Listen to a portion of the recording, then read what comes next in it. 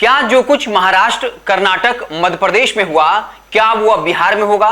जिस तरीके से खेल गवर्नर के जरिए उन राज्यों में किया गया, क्या उस तरह की खेल बिहार में करने की कोई तैयारी है? क्या राज्यपाल के जरिए बिहार सरकार को अस्थिर करने की कोशिश की जा सकती है?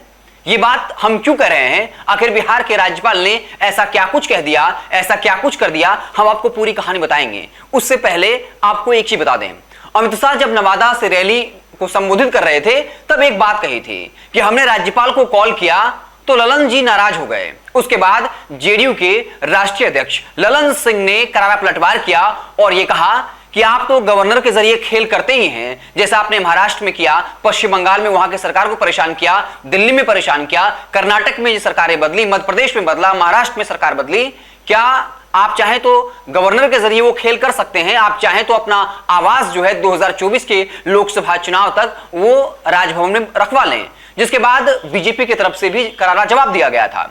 लेकिन हम ये क्यों कह रहे हैं कि राज्यपाल ने कोई खेल किया या कुछ ऐसा कहा है जिसके बाद इस तरह की चर्चा गर्म हो गई है?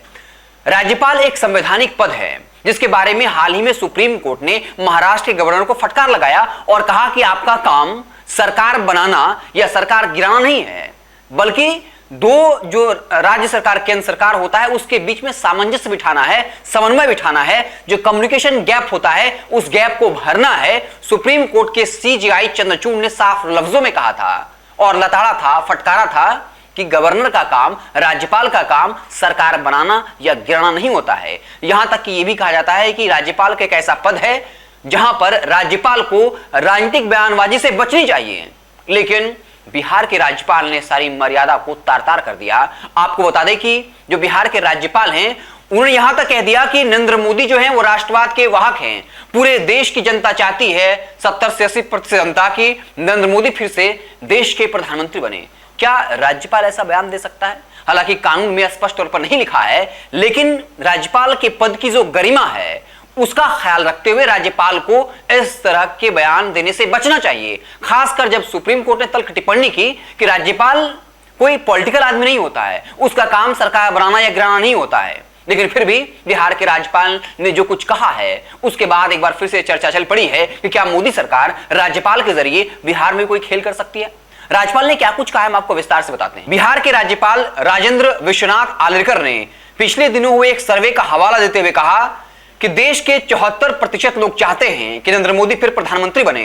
स्वाभाविक है, इस देश की सामान्य जनता के मन में बसा हुआ अगर कोई नाम है तो नरेंद्र मोदी है। उनकी विचारधारा और व्यक्तित्व के कारण जो कोई भी उनके साथ बैठता है तो वह भी राष्ट्रवाद के विचार से प्रभावित हो जाता है। प्रधानमंत्री नरेंद्र मोदी राष्ट्रवाद के सच्चे पुरोधा बन चुके हैं। यह बयान बिहार के राज्यपाल का है और उन्हें यहां तक कह दिया, इसे चापलूसी की प्रकाष्ठा कहेंगे, कह दिया कि जो भी उनके साथ बैठता है, बातचीत करता है, उसके रक्त रक्त में राष्ट्रवाद जो है वो प्रवाहित होने लगता है।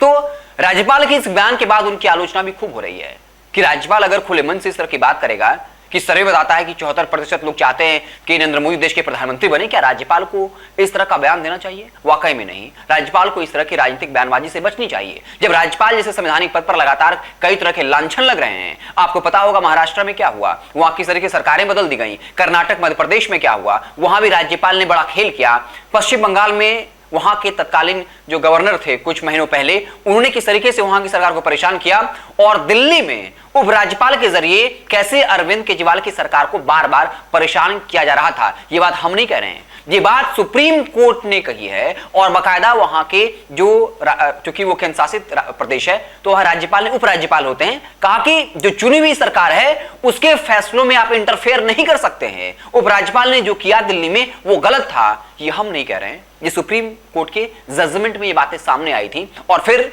अरविंद केजरीवाल सरकार को अधिकार दिया गया कि आप जो जनता से जुड़े नियम है उसको बना सकते हैं, कानून बना सकते हैं, उसमें उपराज्यपाल का इंटरफेरेंस नहीं होगा। जब लगातार सुप्रीम कोर्ट इस बात को कह रहा है कि राज्यपाल का काम सरकार बनाने का या गिराने का नहीं है, उनका काम राजनीतिक बयान देना नहीं है, फिर बिहार के राज्यपाल ने आखिर ऐसा बयान क्यों दिया? और फिर ये बातें सामने आती हैं कि ललन सिंह ने जो कहा था कि आप चाहिए तो राजभवन में अपना आवास 2024 तक बना लीजिए, तो कहीं ना कहीं इस बात के ये बयान जो है इस बात की पुष्टि करता है कि अमित शाह वाकई में क्या राज्यपाल का इस्तेमाल करके बड़ा खेल कर सकते हैं। और आपको बता दें नीतीश कुमार ने आज अपने बयान में कह भी दिया कि बताइए कि आज तक कभी ऐसा हुआ है कि कहीं अगर कानून व्यवस्था बिगड़ता है तो जो केंद्र सरकार है उस राज्य के मुख्यमंत्री से बात करती है। यह फेडरल स्ट्रक्चर है, संघीय ढांचा है।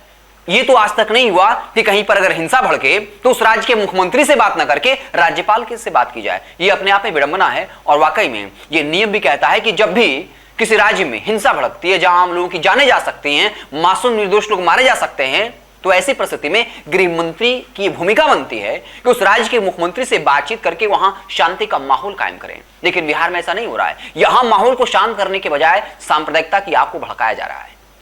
ऐसे आप क्या कुछ सोचते हैं इस पूरी खबर को लेकर कमेंट बॉक्स में जरूर बताइएगा। अगर आप हमें फेसबुक पर देख रहे हमारे पेज को लाइक कर लीजिए, यूट्यूब चैनल को सब्सक्राइब कर लीजिए। बहुत बहुत धन्यवाद। अगर ये वीडियो पसंद आई और वह बिहार के राजनीति और बिहारियत से सरोकार रखेनी तो सब्सक्राइब बटन दबा के चैनल के सब्सक्राइब कर ली। ओजे एगो घंटी बा, ओकरा बटन दबा देला से कुल सटीक और मारक खबर रुआ मुफ्त में मिल जाई। अगर रुआ पत्रकारिता के हमनी के नया प्रयोग में सहयोग कर चाहतानी तो ज्वाइन बटन दबा दी।